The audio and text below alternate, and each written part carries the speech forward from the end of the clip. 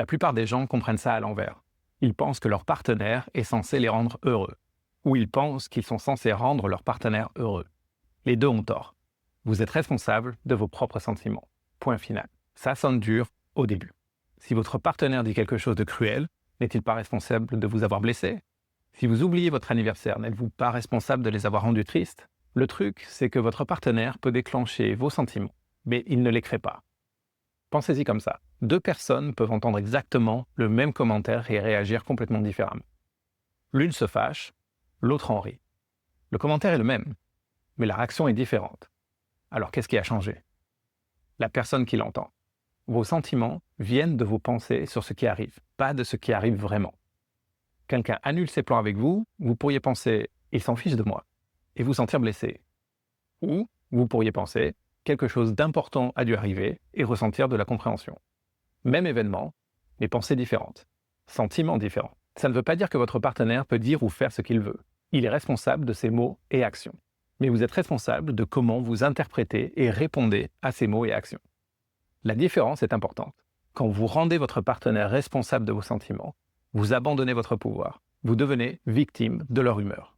S'il passe une mauvaise journée, vous devez aussi passer une mauvaise journée.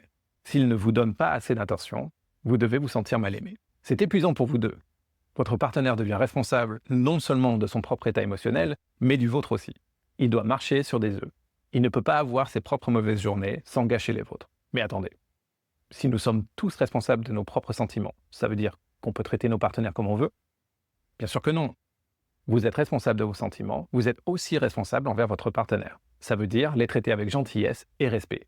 Pas parce que vous contrôlez leurs sentiments, mais parce que c'est ce que font les gens aimants. Les bons partenaires n'essaient pas de se blesser mutuellement. Ils ne disent pas de choses cruelles ou ne brisent pas leurs promesses juste parce que ce n'est pas mon travail de gérer tes sentiments. C'est utiliser ce principe comme une excuse pour être égoïste. Le but n'est pas l'indépendance émotionnelle, c'est la maturité émotionnelle. Vous prenez soin de vos propres sentiments pour pouvoir être pleinement présent pour votre partenaire.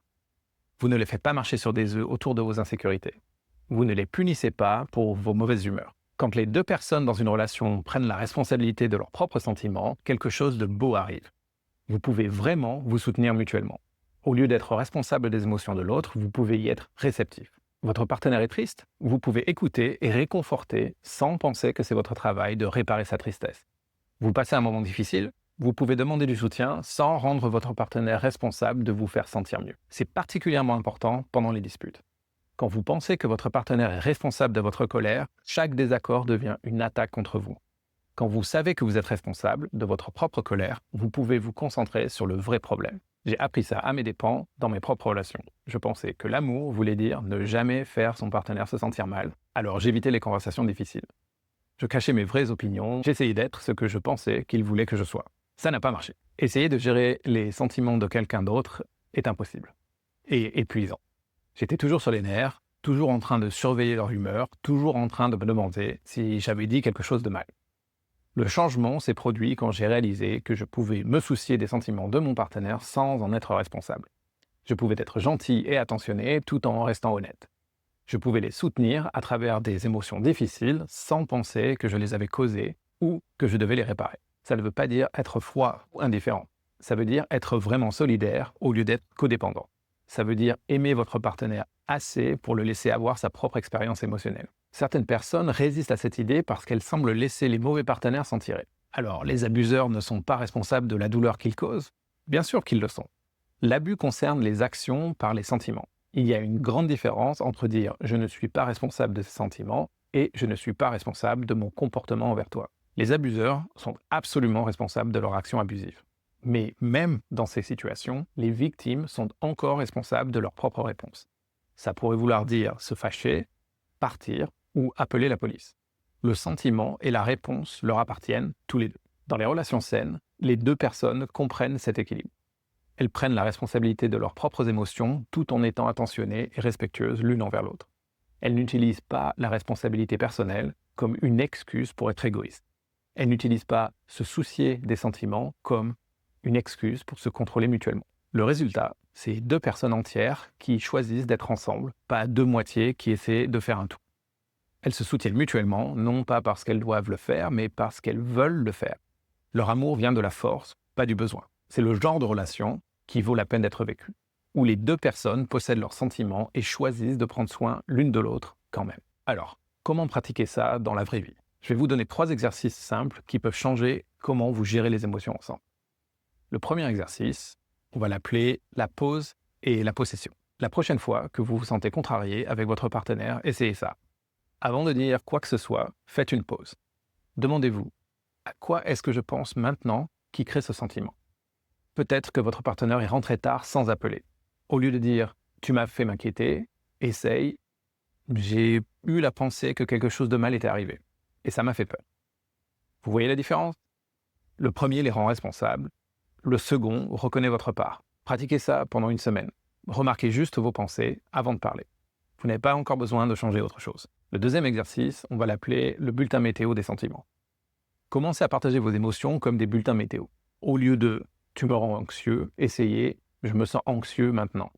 Au lieu de « tu me fais toujours sentir ignoré », essayez « j'ai encore ce sentiment d'être ignoré ». Ce simple changement de langage va vous aider à vous rappeler qui possède quoi. Votre partenaire peut répondre à vos sentiments sans se sentir blâmé de les avoir causés. Le dernier exercice, on va l'appeler la question de soutien. Quand votre partenaire partage une émotion difficile, posez cette question. Comment puis-je te soutenir avec ce sentiment?